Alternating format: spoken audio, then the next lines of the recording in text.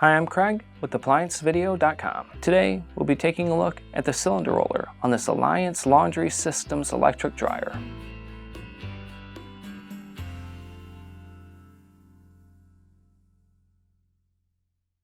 Stop. Before beginning any repair, always be sure to disconnect the power to the appliance.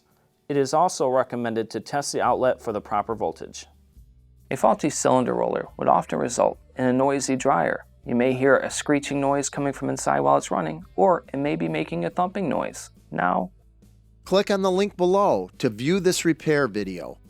ApplianceVideo.com guides you step by step, giving you the confidence to avoid recalls and callbacks, also saving time on repairs. Whether you're up against an uncommon repair or the latest appliance on the market, our videos have been created with you in mind.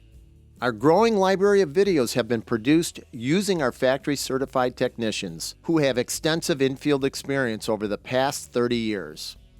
ApplianceVideo.com provides high-quality repair videos that anyone can follow, regardless of their skill level. We are here to help. Click on the link below to view this repair video and let us help you do it right the first time.